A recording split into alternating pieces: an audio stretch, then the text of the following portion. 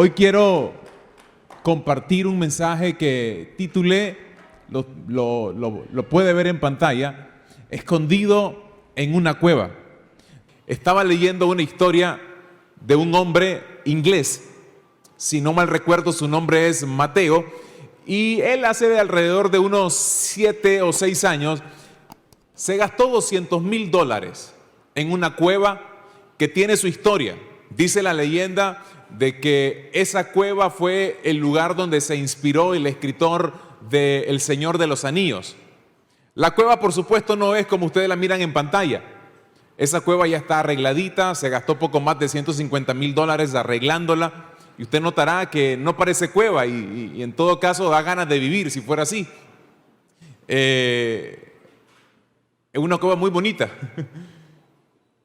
Claro, el hombre tiene mucho dinero, tiene mucha plata y por supuesto se da el gusto de poder arreglar una cueva que cuando usted la mira en fotos antes de esta remodelación, al igual que todas las cuevas, húmeda, oscura, un ambiente muy triste, difícil de poder creer de que alguien pudiera vivir en un sitio como ese. Pero este hombre, luego de haber sido diagnosticado con una enfermedad muy difícil, muy fuerte, él decide irse a refugiar a una cueva y por supuesto para tratar de darle un ambiente diferente, invierte la cantidad de plata que le dije, $150,000. Ahora, eso es una excepción a la regla. Sin embargo, las cuevas normalmente no son así. Las cuevas tienen, por alguna razón, generan un ambiente de tristeza, un ambiente de inseguridad. Generan también, por supuesto, un ambiente de refugio para algunos. Y aquí es donde quiero entrar. David, cuando todavía no era el rey de Israel, era apenas uno de los servidores del rey Saúl, en un momento muy fuerte de su vida, él está siendo perseguido por el rey Saúl, por celos, por envidia. No le agrada absolutamente nada lo que David está haciendo y por lo tanto Saúl decide matarlo. Por supuesto, David, en medio de la inseguridad, en medio del temor, en medio de que no sabe qué hacer, decide salir de su casa y partir hacia cualquier lugar que le pueda dar refugio, que le pueda dar protección. Y encuentra un sitio que se llama la cueva de Adulam. Si usted tiene su Biblia, le voy a pedir que por favor vaya conmigo a 1 de Samuel, capítulo 22, versículo 1. Dice la palabra del Señor: David salió de Gad y escapó hacia la cueva de Adulam. Cuando sus hermanos y parientes se enteraron de que David estaba en Adulam, fueron a verlo. Una de las cosas que me parece muy importante es que podamos ver lo que significa la palabra Adulam. Y Adulam, de una forma interesante, literalmente lo que significa es refugio. Así de sencillo, es un refugio. Y las razones para David eran obvias, como ya se las comparto. Su vida corría mucho peligro y por lo tanto necesitaba un sitio seguro. Pero en este caso, en el caso de David, él está perdiendo de vista de que probablemente será un sitio donde no tendría que estar si su condición interna fuese diferente. Como nos vamos a dar cuenta en un ratito, independientemente de que las cosas estén siendo muy difíciles, muy desafiantes, David llega a un punto donde comienza a comportarse y a tomar decisiones que no debió haber tomado. Quizás, por supuesto, producto de esta misma presión que Saúl le está sometiendo. Y es obvio, en momentos difíciles, ¿quién va a estar alegre? En momentos duros, ¿quién va a poder mantenerse firme? De hecho, por eso es que muchas veces uno siente que hay personas honorables, dignas de toda admiración, cuando en medio de momentos tan duros puede saltar adelante y con una fe inquebrantable seguir de frente en medio de cualquier cosa.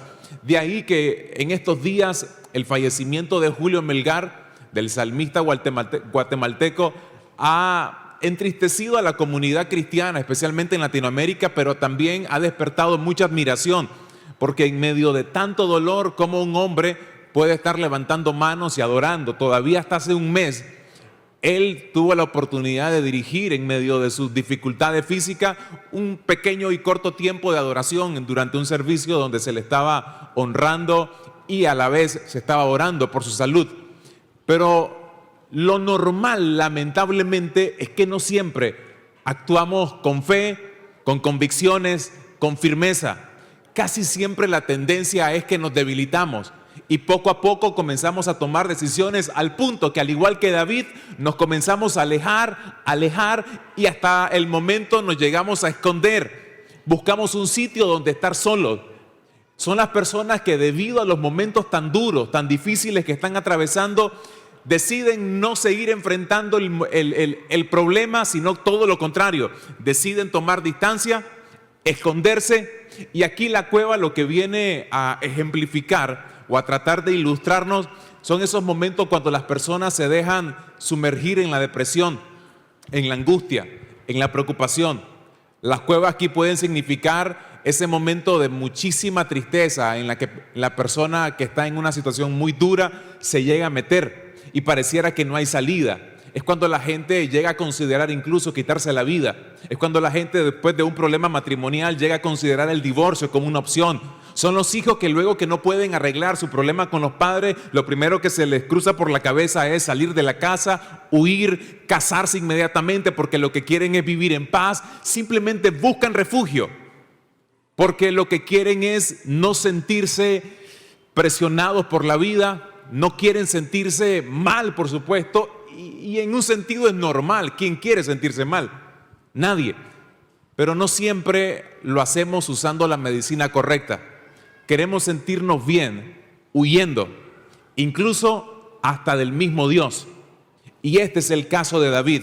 Y quisiera que a través de la historia de David veamos algunos elementos, algunas cosas, que no probablemente una de ellas fue la causante de que David esté en la cueva, porque probablemente hubo una serie de cosas que llevó a David a sentirse al punto de que no soportaba más, no sabía dónde estar, y dijo: bueno, la cueva es el mejor lugar, aquí nadie me va a hallar. Después de todo, precisamente cumple con esa función de poder esconderme, escondido en una cueva.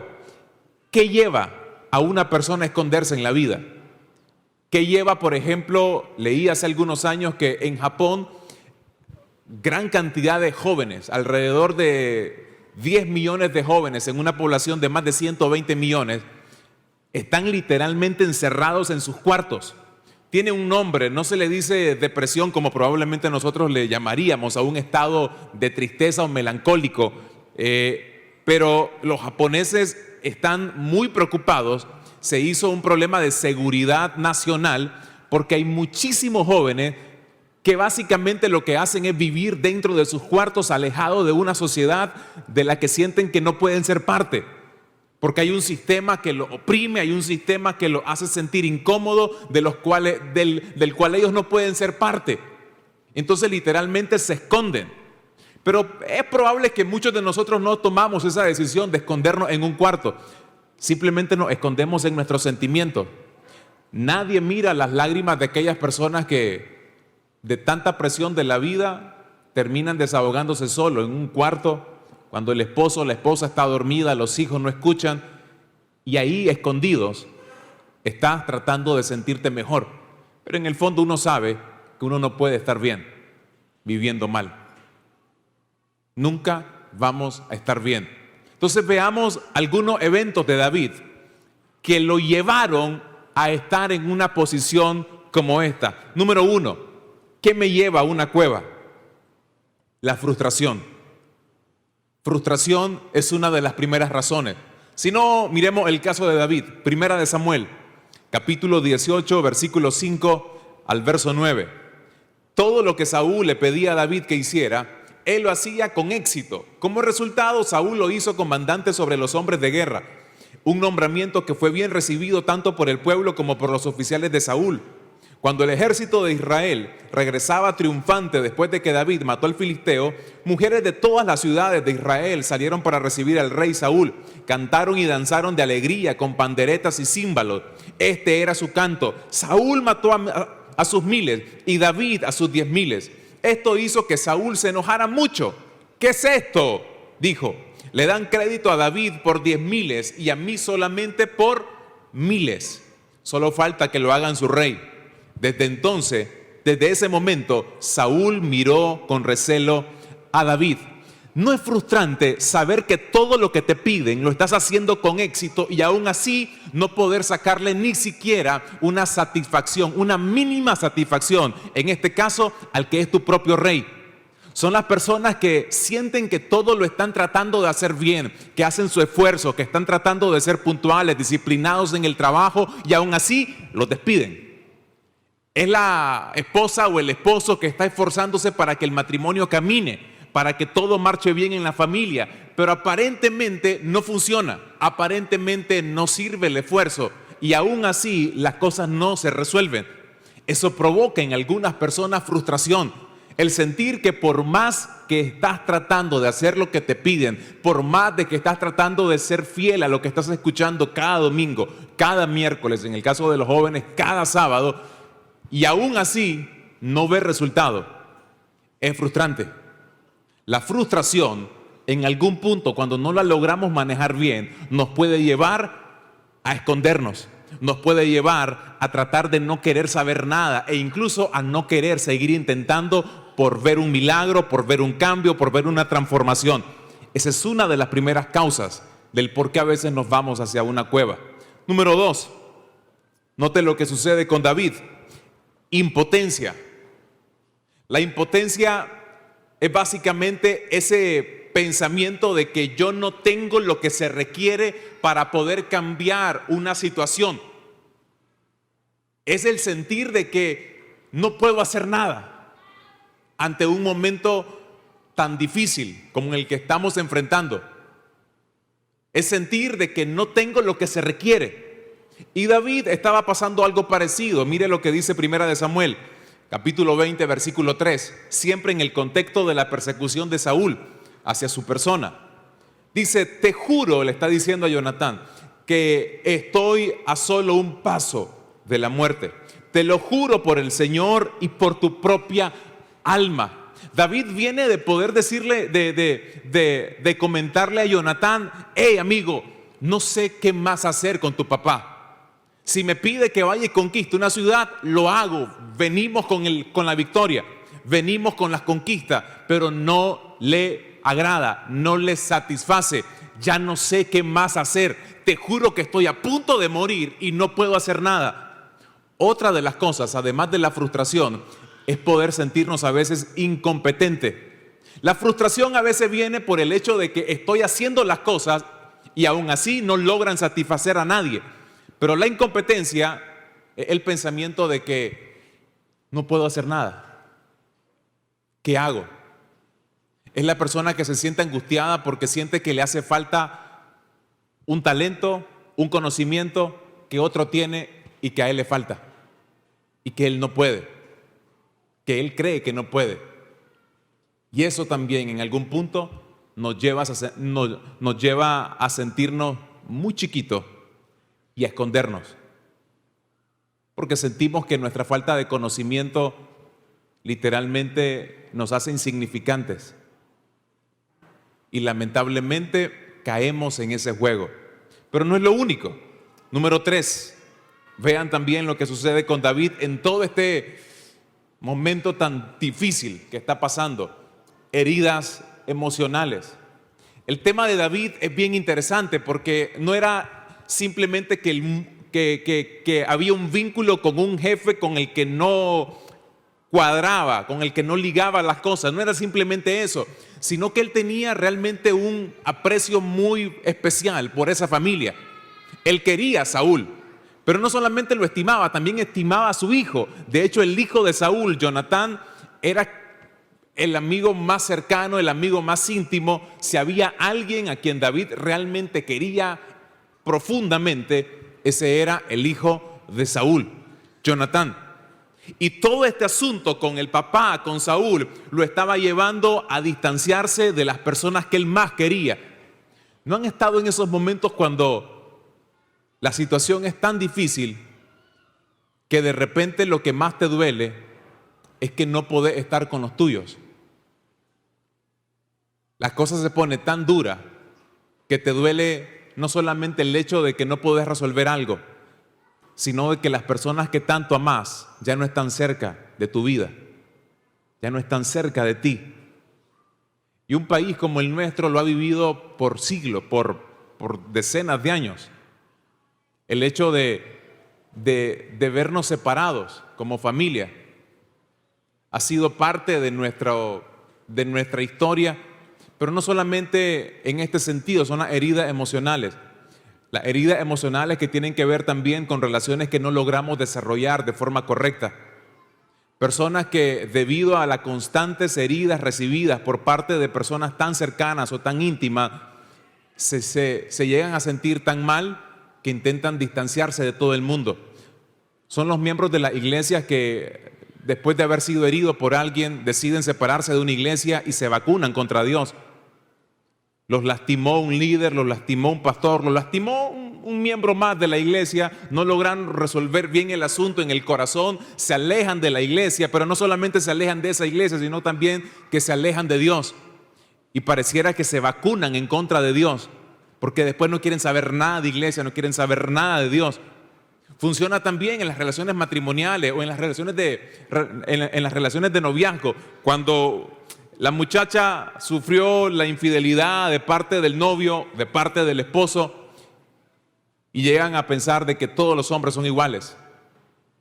Las heridas llegan a tal punto que nos alejamos de todos, de todos. Eso pasó con David. Primera de Samuel, capítulo 20, versículo 41, cuando David decide salir de Israel para sentirse protegido de Saúl. David salió de su escondite cerca de un montón de piedras, dice el versículo 41, y se inclinó ante Jonatán 3 veces, rostro en tierra, mientras se abrazaban y se despedían. Los dos lloraban, especialmente David. Se le estaba desgarrando el corazón porque su gran amigo ya no iba a seguir con él. Es muy difícil cuando hay heridas tan profundas que no se han logrado sanar, tratar de mantener una vida saludable, emocionalmente estable. Pero no ha sido lo único que le pasó a David. Noten que se le suman más cosas. Número 4, que pudiera ser otra razón que nos lleva a una situación de escondernos en una cueva, y es el desgaste espiritual. Es la gente que, tras no ver ninguna respuesta a un problema, a una situación de salud, a una situación económica, a un problema de matrimonio, a un problema con los hijos, al no ver nada, al no ver luz al final del túnel, se va desgastando. Se da la licencia a veces de no orar porque comienza a reflexionar: ¿para qué orar si ya llevo años orando por lo mismo y no veo cambio? ¿Para qué ayunar? ¿Para qué ir a los ayunos de los sábados y a la vuelta no he visto nada? ¿Para qué ir a la iglesia? ¿Para qué comprometerme más? No, así como estoy basta, simplemente con ir, no quisiera dar un paso más de compromiso porque después de todo ya estoy cansado, ya estoy desgastado en este asunto. Y el desgaste espiritual, consciente o inconscientemente, me lleva a tomar decisiones que si estuviera firme espiritualmente no tomaría. Cuando alguien está desgastado espiritualmente, se da licencias a ceder a ciertas cosas que de otra forma probablemente jamás hubiera cedido. Vean un ejemplo en David. David está en este momento huyendo de Saúl, buscando a dónde ir, y se le ocurre ir a la ciudad de los sacerdotes. Entonces note lo que dice la palabra del Señor en Primera de Samuel 21, versículo 1 al 3. David fue a la ciudad de Nob para ver al sacerdote Ahimelech. Cuando Ahimelech lo vio, se puso a temblar. ¿Por qué está solo?, le preguntó. Porque no era normal ver a alguien del rango militar de David solo. David normalmente, por el rango que él tenía, debió haberse acompañar de su gente más cercana, como mínimo. Algo no estaba bien al ver a David solo. Pudiera llevar incluso hasta malas noticias, pudiera ser algo que no era bueno. Recuerden que la guerra con los filisteos todavía estaba ahí en un clima, no estaba resuelto el asunto. De cualquier manera pudieron haber pasado muchas cosas en la cabeza de Ahimelech, y de ahí que se puso nervioso. ¿Por qué nadie te acompaña? Y dice David, observen esto: el rey me envió en un asunto privado. La pregunta es esta: ¿en realidad lo mandó Saúl a algo? No lo mandó a nada, Saúl. David está mintiendo. Se está dando la licencia para mentir. Y no solamente eso. Luego dice, me pidió que no le contara a nadie por qué estoy aquí. Le dije a mis hombres dónde buscarme después. Ahora bien, dice, como cambiando de tema rápido, ¿no? ¿Qué hay de comer? Dame 5 panes o cualquier otra cosa que tengas. ¿No era más fácil poder decir, mi estimado sacerdote, ¿sabe qué? Tengo problema y no sé qué hacer? Cuando la gente está desgastada espiritualmente, ya no tiene ni siquiera la capacidad de poder decir, ayúdenme. Es peligroso perder la capacidad de poder decir esa pequeña pero importantísima expresión, ayúdenme. Cuando yo estoy en el punto de no poder decirle a alguien, ayúdame, es muy peligroso. Porque lo que estoy haciendo es tratar de protegerme. Quizás porque no quiero que me vean expuesto en áreas débiles. Quizás porque quiero cubrir mi desnudez. No quiero que nadie vea mis debilidades.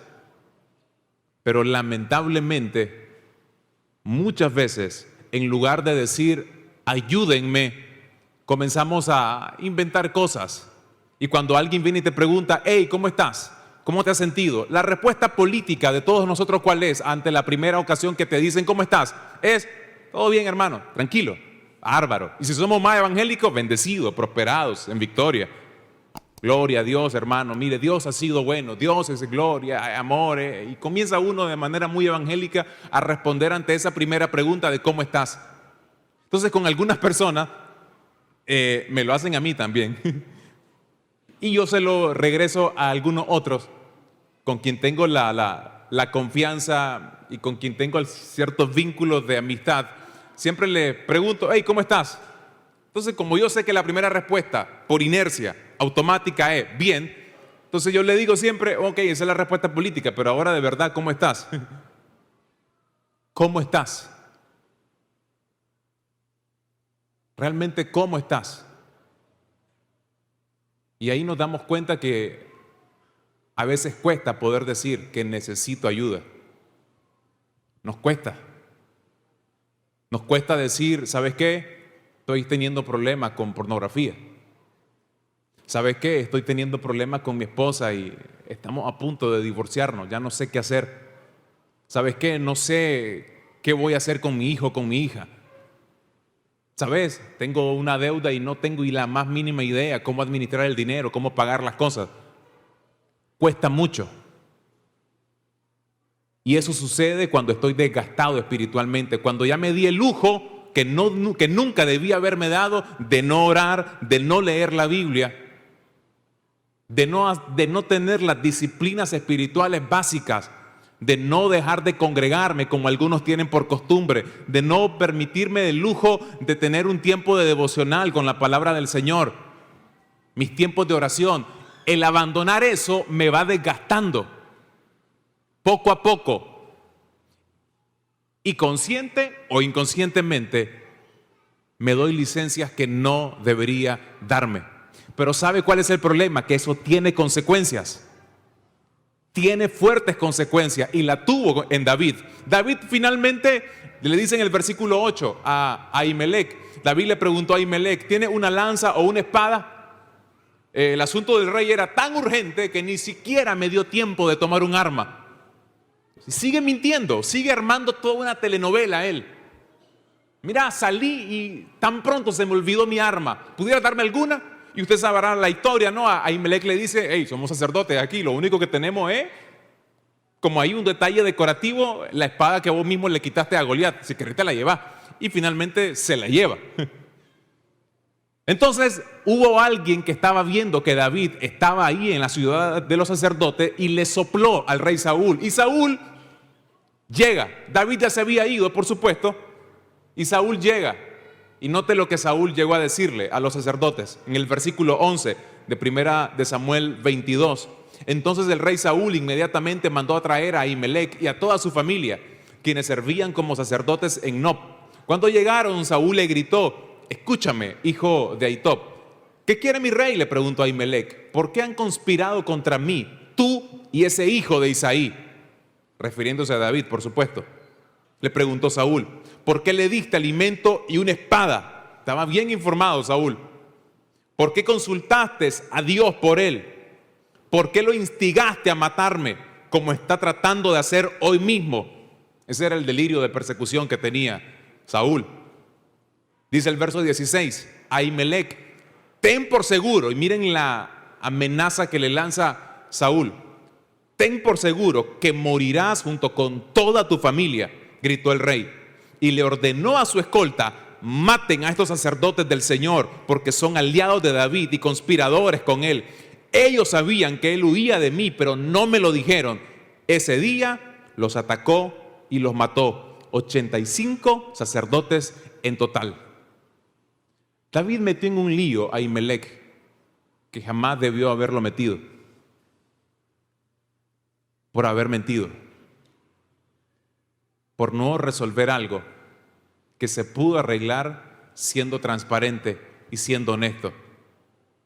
No arreglamos el asunto escondiéndonos, lo enredamos más. Y número 5, ¿qué me puede llevar también a una cueva?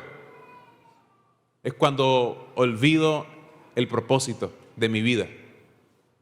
Dice la Biblia que David, mientras estaba en la cueva de Adulán, él se preocupa por su familia, por supuesto.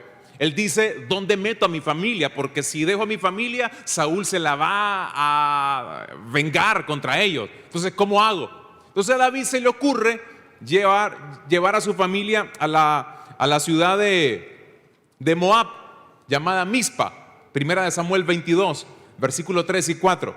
Y noten lo que sucede aquí, que es muy, pero muy particular. De ahí David se fue a una ciudad de Moab llamada Mizpa y le pidió al rey de ese país: por favor, te ruego que dejes que mi padre y mi madre vivan aquí en tu país, hasta que yo sepa, y observen esta expresión, hasta que yo sepa lo que Dios va a hacer conmigo.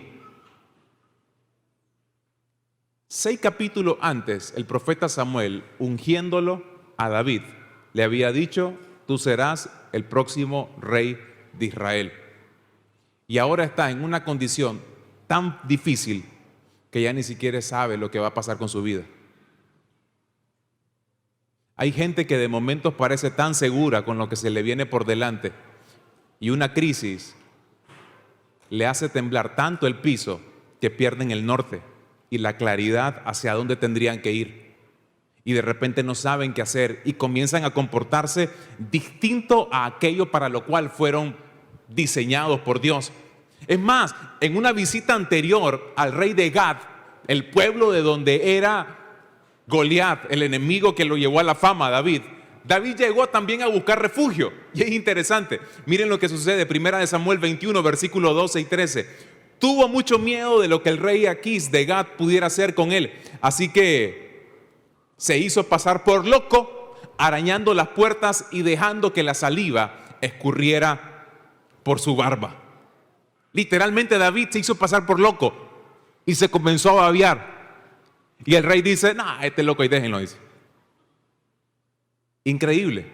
El próximo rey de Israel, comportándose de una forma tan extraña, perdió el norte. Eso también a veces nos puede llevar a escondernos de las personas. La pregunta del millón es, este es básicamente el diagnóstico o las probabilidades que nos llevan a escondernos. ¿Cómo se resuelve así? ¿Cómo lo resuelvo? Dicen los estudiosos bíblicos que en la cueva de Adulam David llegó a escribir uno de los salmos más hermosos que ustedes pueden encontrar en las Escrituras, el Salmo 142. Quiero que vaya por favor a su Biblia y mire lo que ahí David escribe estando en esta cueva. Es casi como Jonás dentro de aquel famoso gran pez, orando y clamando al Señor. En los momentos cuando ya literalmente no sabes qué hacer, decir, bueno, Señor, la última vez que voy donde vos. Es cuando ya la gente literalmente no sabe más qué hacer porque la presión es tan fuerte que no soporta. Y dice el Salmo 142, clamo al Señor, ruego la misericordia del Señor, expongo mis quejas delante de Él y le cuento todos mis problemas. Noten el orden en el que David comienza a arreglar su asunto. Expongo mis quejas delante de Él. En momentos de crisis nos quejamos a veces con las personas incorrectas, las personas equivocadas, que no nos van a ayudar, que nos van a afirmar en un error. Pero aquí David llega a entender que si se va a quejar, lo va a hacer delante de aquel que le puede ayudar. Señor, delante de ti expongo mis quejas y te cuento todos mis problemas. Cuando me siento agobiado, solo tú sabes qué camino debo tomar. Vaya a donde vaya, mis enemigos me han tendido trampas. Busco a alguien que venga a ayudarme, pero a nadie se le ocurre hacerlo. Y noten esto, nadie me ayudará, a nadie le importa un bledo lo que me pasa. Está difícil, se está desahogando como pocos. Usted ha estado orándole así al Señor en algún momento. Señor, a nadie le importa un bledo.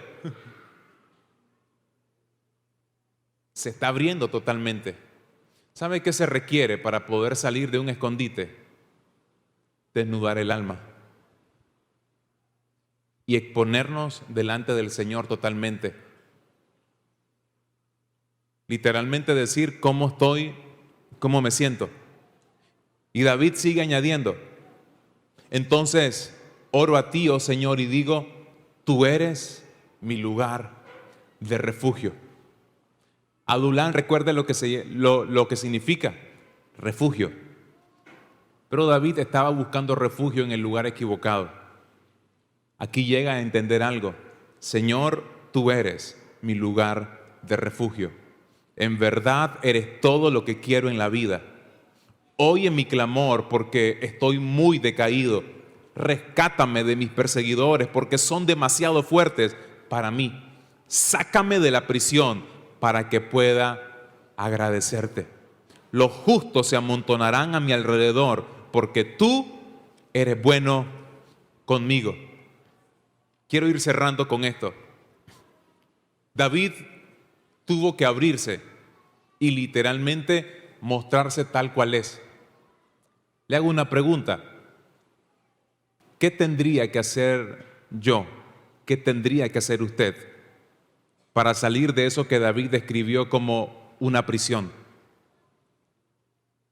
No sé si usted se siente de alguna manera en algunos momentos de la vida así, como que está en una prisión por circunstancias adversas, por emociones no resueltas, por algo que parece que no tiene forma de cambiar. Pero David le está diciendo una vez más al Señor, Señor,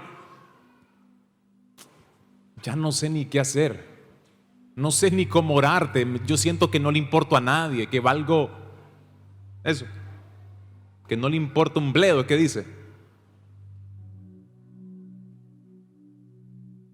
No valgo nada, me persiguen, estoy frustrado, hice todo lo que se supone que tengo que hacer, he escuchado a los pastores la prédica, he seguido el paso 1, el paso 2, el paso 3 y no me ha funcionado. Me siento mal, impotente. ¿Qué tengo que hacer para que cambie la situación?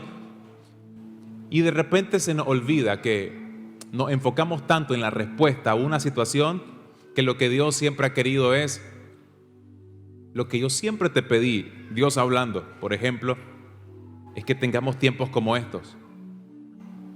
El problema de la situación adversa es que te alejó de mí. Y lo que siempre he querido es que tengamos momentos cercanos de intimidad, donde te desahogues conmigo, decime todo lo que sintas y todo lo que pensés, no me ofende.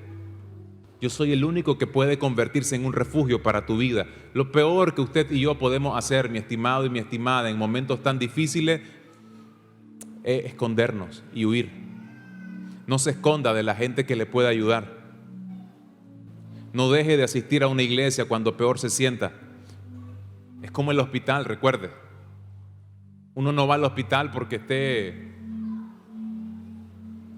porque uno diga, el hospital es como cuando uno diga, estoy tan enfermo que ¿para qué voy al hospital? No. Pues precisamente por eso. Y todos nosotros tenemos áreas que requieren ser sanadas, todos. Y sería ilógico que huyamos de la medicina que nos puede dar la solución. ¿Sabe qué es lo interesante? Y aquí cierro. Pasaron los años, David salió de la cueva y se convirtió en el gran rey que usted y yo hemos conocido, el gran hombre. Pero Adulam, dicen las escrituras, en 2 de Samuel capítulo 23, versículo 13, ya David es rey, pasaron años, ya David resolvió el asunto de la cueva, del escondite, ya David era el gran hombre que tenía sus 30 valientes, el gran guerrero conquistador. Dice, cuando llegó el tiempo de la cosecha, 3 de los 30 jefes se encontraron con David, ¿a dónde? En la cueva de Adulam. ¿Qué hacía otra vez ahí? Ya es rey, ¿qué hace en una cueva el hombre? Pero observe lo que pasa. Mientras los filisteos acampaban en el valle de Refaín, David estaba en una fortaleza. Estaba leyendo hoy en la tarde. Adulam se convirtió en una de las 15 ciudades que básicamente funcionaban como fortaleza para Israel por la posición geográfica estratégica que tenía. Qué interesante que el lugar donde mostró primeramente su debilidad, con los años se convirtió en su fortaleza. Qué interesante que lo que hoy probablemente es una debilidad, mañana se pudiera convertir en el ministerio que Dios te puede usar para ayudar a otras personas. Hoy tu matrimonio quizás no está como quisieras, pero si logramos entender lo que Dios quiere que hagamos, quizás a la vuelta de los años podés ayudar a otros matrimonios que se van a encontrar quizás en situaciones parecidas a las que está el de usted. Use todo aquello que lo ha llevado a huir para acercarse a Dios primeramente, pero para entender que a partir de ahí usted pudiera ayudar a otros a salir de los escondites y de las cuevas. Yo me escondí muchos años por complejo, como le conté hace algún tiempo, por lo flaco, me sentía más feo, me casé por gracia de Dios. Entonces yo siempre digo que yo solo tuve una novia, que es la que hoy es mi esposa. Yo digo, tenía que aprovechar, sí. Tenía que tratarla bien, agarrarla bien, si no, ¿cuándo agarraba otra vez? No, pero ya en serio, ya uno se esconde muchas veces, se autoexcluye por complejos, por heridas, por frustraciones, por sentir que no tengo lo que se requiere, etc. Lo que hoy creemos que es un área débil que me hace huir, si entiendo bien lo que Dios quiere, mañana pudiera ser aquello donde Dios te va a usar para extender un brazo de misericordia y de amor a otros. Amén.